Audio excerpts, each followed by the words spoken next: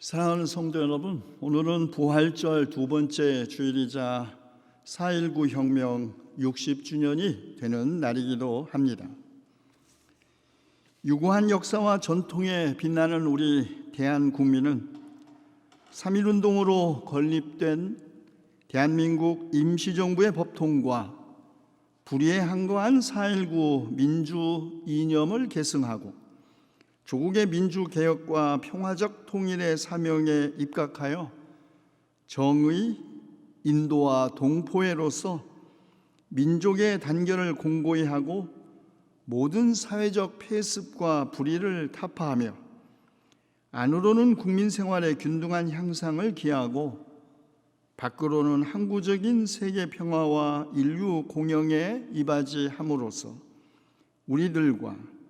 우리들의 자손의 안전과 자유와 행복을 영원히 확보할 것을 다짐한다.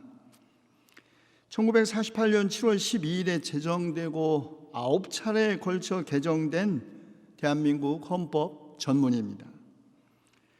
헌법의 독립운동과 혁명 정신의 계승을 명기한 나라가 세계에 도대체 몇 나라나 있는지 잘 모르겠습니다. 그런데 우리나라는 일제의 식민 통치에 저항한 3.1 독립운동과 독재 정권을 타도하고 민주주의와 정치적 자유를 쟁취한 4.19 민주 이념을 헌법 전문에 천명한 것입니다. 1894년의 동학농민혁명에서부터 2017년의 촛불에 이르기까지 우리나라 현대사는 진실로 격동의 시대였습니다. 특별히 올해 60주년을 기념하는 4.19 혁명은 일제로부터의 해방 후 우리 민중의 힘으로 민주주의를 지킨 첫 번째 혁명이라는 점에서 특별히 학생들이 그 주체였다는 점에서 뜻깊은 날이 아닐 수 없습니다. 비록 4.19 혁명은 성공하지 못한 혁명으로 평가되기도 했고 1962년 5차 개정 때 혁명으로 처음 규정되었다가 1980년 8차 개헌에서 삭제되었다가 다시 87년 9차 개헌에서 규정되는 등 부침을 거듭해 왔지만 정치적 자유를 확립하려던 혁명 정신과 많은 사람들의 희생은 그 후 한국 사회 민주화 운동의 끊임없는 원동력이 되었기에 우리는 결코 실패한 혁명이라고 말할 수 없습니다. 동일계 유대인 정치 철학자 한나 아렌트, 그녀의 잘 알려진 혁명론이라는 책에서 그녀는 원래 혁명이라는 용어는 천체 궤도의 운행이라는 코페르니쿠스의 표현을 통해 자연과학에서 중요해진 천문학 용어였습니다. 다시 말해 혁명, 레볼루시오는 별의 순환 운동이 미리 정해진 길을 따르며 인간 능력의 모든 영역에서 벗어나 있다는 불가항력성을 의미했지요. 한자어로서의 혁명, 가죽혁, 목숨명으로 구성된 이 단어도 명을 바꾼다 라는 뜻으로 주역에 처음 나옵니다. 탕무혁명이 그것입니다. 탕왕과 무왕이 하늘의 뜻, 즉 백성의 바람에 부응해 하나라의 거랑과 은나라의 주왕을 제거해 멸한 것을 말합니다. 이로써 고대 천자가 천명, mandate of heaven, 하늘의 명을 부여받았지만 백성의 지지를 받지 못하면 그것은 곧 하늘의 뜻이라고 보고 왕조를 바꾸는 것을 일러 명을 혁하는 것, 천명을 바꾸는 것을 가리키게 되었고 이것이 혁명이 된 것이죠. 혁명은 본래 정권의 교체, 집권 세력의 체제의 변화가 아니라 단어의 그 본래적 의미는 하늘의 변화가 땅에 미치는 불가항력적인 영향, 하늘의 뜻을 땅 위에서 구현하는 새로운 삶의 방식이라고 하겠습니다. 물론 혁명의 이런 어원적인 의미는 우리가 급격하게 구질서를 종식시키고 새로운 세계의 탄생을 촉진하는 과정의 행위라는 혁명 이념과는 한참 동떨어져 있습니다. 그럼에도 불구하고 우리가 오늘 혁명의 그 어원적 의미를 회상하는 것은 혁명이라는 이름으로 얼마나 많은 사이비 혁명들이 역사에서 일어났는지, 진정한 의미의 혁명은 폭력적으로 집권 세력만 바꾸는 것이 아니라 인간 자신이 하늘의 뜻에 맞게 변하는 것임을 말하기 위함입니다. 껍데기는 가라. 사월도 알맹이만 남고 껍데기는 가라. 동학년 곰나루의 그 아우성만 살고 껍데기는 가라. 그리하여 다시 껍데기는 가라. 이곳에선 두 가슴과 그것까지 내놓은 아사달과 아사녀가 중립의 초래청 앞에 서서 부끄럼 빛내며 맞절할지니 껍데기는 가라. 한라에서 백두까지 향그러운 흙가슴만 남고 그 모든 쇠붙이는 가라. 40의 나이에 요절한 시인 신동엽이 1967년에 발표한 시입니다. 그가 세상 떠나기 2년 전이죠. 동학에서 4.19에 이르는 혁명의 역사 속에서 알맹이는 어디로 갔는지 보이지 않고 오직 껍데기만 남은 현실을 절규한 시입니다. 그렇다면 혁명의 알맹이는 누구이고 혁명의 껍데기는 누구일까요? 혁명의 알맹이, 권력투쟁으로 혁명의 결실을 탐하지 않는 사람, 다만 하늘의 뜻이 땅 위에서도 이루어지는데 자신을 바친 사람들이죠. 그러면 껍데기는 누구입니까? 쇠붙이로 민중을 죽이고 빼앗은 권력 쇠붙이로 지키는 집단 아니겠습니까?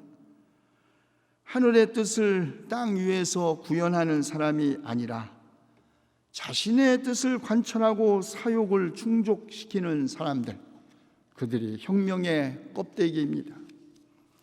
그러나 마침내 진정한 혁명과 함께 이른 새벽에 사라지는 이슬 같은 사람, 타작마당에서 바람에 날려나가는 쭉정이 같은 사람들이 혁명의 껍데기입니다. 초대 그리스도인들은 그들의 삶의 방식이 단어의 그 본래적인 의미에서 혁명적이었다는 점에서 다른 사람들의 주목을 받았고 바로 그 때문에 배제와 차별, 박해와 죽임을 당했습니다. 주변 세계의 지배적인 가치관과 생활 방식에 순응하지 않고 급진적 평등과 사랑을 실천했기 때문입니다. 오늘의 말씀인 베드로전서도 초대 그리스도인들의 그런 삶을 보여주는 증거라고 하겠습니다. 베드로전서의 수신인 소아시아에 흩어져 있던 이방 그리스도인이었습니다. 그들은 고난과 박해의 상황에 처해 있었죠. 그들은 비방을 받고 모욕을 당했고 그리스도인이라는 이유로 고소를 당해 법정에 출두해야 했습니다. 비록 로마 제국에 의해서 수행된 조직적인 박해가 아직 언급되고 있지는 않지만 당시 그리스도인들은 비타협적인 삶의 방식으로 인해 사회와 격리된 생활을 했고 그로 말미암아 개인적 차원에서 배척과 중상모략을 받았을 뿐만 아니라 고소를 당해 범죄자로 취급받기까지 했습니다. 이런 상황에 처한 그리스도인들을 격려하고 이것이 하나님의 참된 은혜라는 것을 증거하기 위한 것이 밝히기 위하여 서신의 저자는 이 서신을 쓴 것입니다. 서신을 통해 저자는 그리스도인들에게 확신을 가지고 살아갈 수 있도록 용기를 불어넣어주고 박해 상황에서도 확고한 태도를 취하도록 격려하고 세상 질서들과 갈등하면서도 복음에 순종할 때 얻는 그 힘으로 세상을 이기라고 요구하고 있습니다. 모든 악의와 기만과 이선과 시기와 비방하는 말을 버리고 선을 행함으로써 어리석은 자의 무지한 입을 막고 악을 악으로 갚거나 모욕을 모욕으로 갚지 않으면서 악에서 떠나 선을 행하며 평화를 추구하는 삶, 이것이 그리스도의 피로 새로운 존재가 된 그리스도인들의 삶의 방식이었습니다. 그리고 그들이 그 어려움 속에서도 그렇게 살 수 있었던 것은 그리스도께서 죽은 사람들 가운데서 부활하심으로 말미암아 산 소망을 갖게 해 주셨기 때문입니다. 베드로전서의 저자는 이 산 소망을 썩지 않고 더러워지지 않고 낡아 없어지지 않는 유산, 우리를 위하여 하늘에 간직되어 있는 유산이라고 덧붙입니다. 이 유산 하늘에 간직되어 있기 때문에 땅 위에 있는 유산처럼 썩거나 더러워지거나 낡아 없어질 염려가 없습니다. 그래서 이 유산, 불로 단련하지만 결국 없어지고 마는 금보다 더 귀하다는 것입니다. 이 비유는 불을 통해 서서히 순금이 되는 것처럼 믿음도 시련과 단련을 통하여 더 단단해지고 정화된다는 것을 의미하지 않습니다. 이 비유는 오히려 불을 통해, 다시 말해 시련과 역경을 통해 무엇이 진짜 신앙이고 무엇이 가짜 신앙인지, 누가 참된 신앙인이고 누가 사이비 신앙인지가 분명하게 밝혀진다는 것을 의미합니다. 물론 시련과 단련이 우리의 믿음을 더 튼튼하게 할 수도 있습니다. 그러나 여러분, 우리 가운데 얼마나 많은 사람들이 시련과 역경에 걸려 넘어지는 신앙인도 있다는 것 알고 있습니다. 시련과 박해는 우리들의 믿음을 단단하게 하는 것이 아니라 우리의 믿음이 진정한 믿음인지 거짓된 믿음인지 그것을 밝혀줍니다. 그리고 그 진정성이 입증된 신앙은 금보다 더 귀합니다. 왜냐하면 이런 신앙 가지고 있는 사람들은 그리스도께서 다시 나타나실 때 칭찬과 영광과 존귀를 얻게 될 것이기 때문입니다. 그런데 놀라운 것은 이들 초대 그리스도인들이 예수 그리스도를 본 일이 없으면서도 사랑하고 지금도 그분을 보지 못하면서도 믿고 말로 다 표현할 수 없는 즐거움과 영광을 누리면서 기뻐하고 있다는 것입니다. 우리는 믿음의 확실성은 내가 눈으로 볼 수 있고 내 손으로 만져볼 수 있는 데서 온다고 생각합니다. 예수님의 제자였던 도마도 마찬가지였죠. 그는 내 눈으로 그의 손에 있는 못자국을 보고 내 손가락을 그 못자국에 넣어보지 않고서는 믿을 수 없다 말했습니다. 그때 예수께서 나타나셔서 그에게 말씀하셨죠. 너는 나를 보았기 때문에 믿느냐? 나를 보지 않고도 믿는 사람은 복이 있다. 보지 않고도 믿는 사람은 복이 있다. 이 말씀, 예수님을 보지 못한 후대의 그리스도인들을 위로하게 한 말씀이 아닙니다. 믿음을 관념이나 형이상학으로 대체하기 위한 알리바이도 아닙니다. 보지 않고도 믿는 사람은 복이 있다. 이 말씀은 도대체 믿음이 무엇인지, 믿음의 본질이 무엇인지를 선언한 것입니다. 여러분, 보이는 걸 믿는 건 믿음이 아닙니다. 보이는 건 보이는 대로 보는 것일 뿐이에요. 어찌 보이는 것을 믿을 수 있습니까?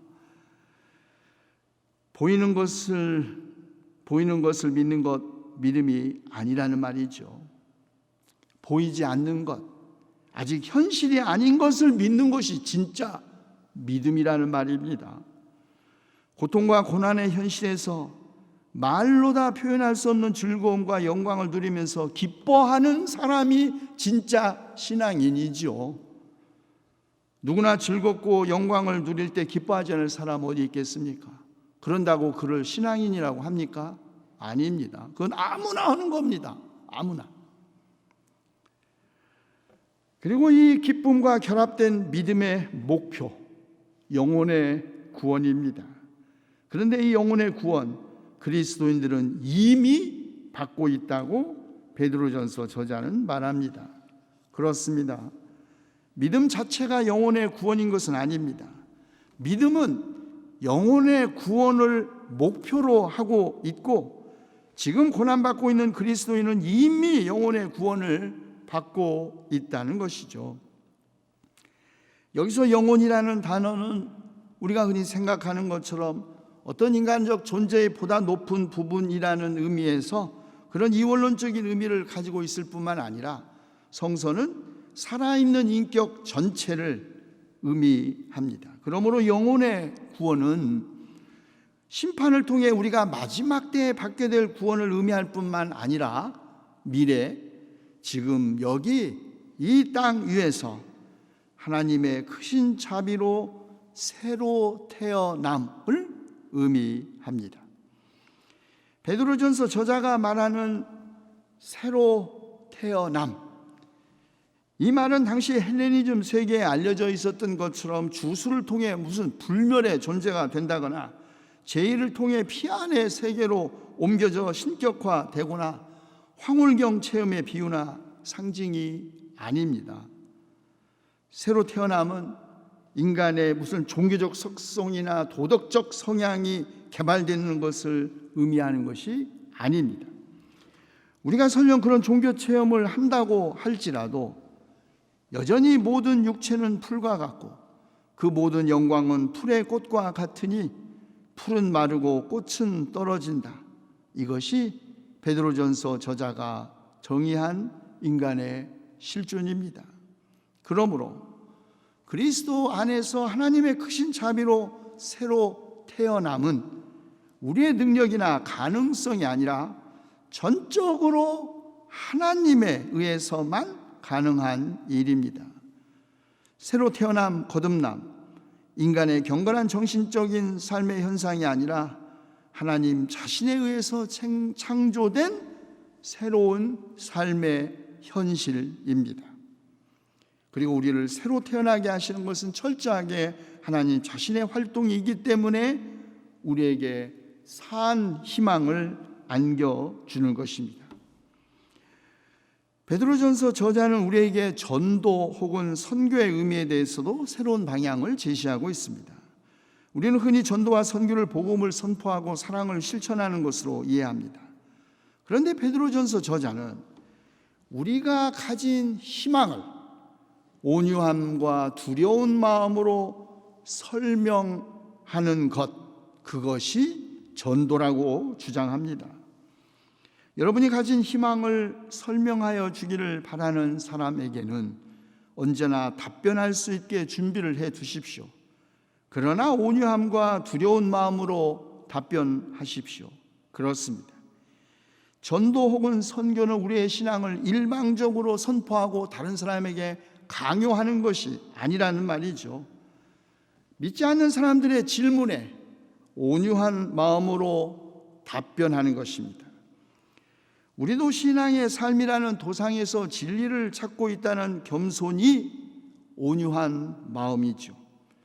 세상의 질문에 두려운 마음으로 답변해야 하는 것은 우리도 함께 멸망할지 모르기 때문입니다. 우리 시대의 전도 혹은 선교는 부활하신 그리스도께서 우리에게 주신 희망에 대하여 말하기입니다. 그렇다면 우리의 희망, 오늘 우리 시대의 우리의 희망은 무엇입니까? 우리는 인류 역사상 처음으로 코로나 바이러스 19가 초래한 엄청난 변화의 한 복판에 놓여 있게 되었습니다. 우리나라는 코로나 사태에 대한 대처에서 정부의 노력과 국민의 헌신과 협력으로 세계 주목과 존경을 받았습니다. 사상 초유의 사태로 교회 또한 어려움을 겪고 있지만 교회는 코로나 환자들을 돌보고 방역 활동에 동참하면서 코로나 여파로 경제적 어려움에 처한 이웃들을 돕고 예배와 집회를 온라인으로 대체하는 등 최선을 다해 코로나 사태 극복에 동참해 왔죠. 이제 곧 시간이 가면 코로나 사태도 진정 국면에 들어서게 될 것입니다. 그러나 코로나 사태가 동반한 이 엄청난 변화는 우리 인류의 역사를 코로나 이전과 이후로 구분하게 했습니다. 이제 우리는 코로나가 남긴 절망을 극복하면서 동시에 코로나 이후의 세계에 대한 희망을 말해야 할 때가 되었습니다. 비록 바이러스 때문이기는 하지만 인류의 관계망은 철저하게 상호 의존적임이 새삼스럽게 확인되었습니다. 누구나 모두를 감염시킬 수 있듯이 누구도 홀로 자유로울 수 없습니다. 이 코로나 사태가 집단 감염, 사회적 거리두기, 국경 폐쇄, 자국 중심주의, 경기 침체, 마스크로 상징되는 비대면 사회, 각자 도생, 철저한 개인주의, 다시 또 집단 감염이라는 악순환이 될지, 아니면 집단 치유, 역사적 거리두기와 역사의 반성, 국제 협력, 공동 대처, 새로운 경제 체제, 배려와 상생, 공동체주의, 집단 치유의 선순환의 구조로 갈지는 전적으로 인류 자신에게 달려 있습니다. 코로나 바이러스 19가 세계적 대유행이 된 이래 우리는 인간성에 대한 절망적인 경험도 했지만 다른 한편으로 감동과 희망의 경험도 했습니다. 히브리서 기자는 믿음은 바라는 것들의 확신이요 보이지 않는 것들의 증거라고 말했습니다. 우리는 코로나 시대의 믿음을 희망으로 바꾸어 말할 수 있을 것입니다. 희망은 바라는 것들의 확신이요 보이지 않는 것들의 증거라. 그렇습니다. 코로나 이후의 세계가 어떻게 변할지 아직 우리는 모릅니다. 그러나 코로나 바이러스 19의 세계적 대유행을 계기로 우리가 새로운 세계에 대한 희망을 가진다면 아직 보이지는 않지만 그 새로운 세계가 어떤 세계가 되어야 하는지에 대한 확신과 증거를 가질 수 있을 것입니다. 그 새로운 세계, 이대로 가다가는 우리 모두가 다 함께 죽을 것이라는 그 깨달음 위에서 우리 모두가 함께 살 수 있는 경제체제의 모색, 정의로운 평화의 수립, 생태계 보존에서 만들어질 것입니다. 은이나 금과 같은 썩어질 것으로 된 것이 아니라 그리스도의 귀한 피와 말씀으로 조상으로부터 물려받은 헛된 생활 방식에서 해방되어 새로운 존재가 된 그리스도인, 바로 이 일을 위해 오늘 부름을 받았습니다. 기도합시다. 만물을 새롭게 하시는 창조주 하나님, 우리에게 힘과 지혜를 주셔서 코로나 바이러스 감염증 19의 위협과 고통을 함께 극복할 수 있게 하시옵소서. 이 과정에서 인류가 악에서 떠나 선을 행하고 평화를 추구하며 그것을 좇게 하셔서 코로나 이후의 세계를 사랑이 넘치고 모든 사람을 존중하는 그런 세상으로 만들 수 있게 우리에게 은혜를 베풀어 주시옵소서. 우리 주 예수 그리스도의 이름으로 기도하옵나이다. 아멘.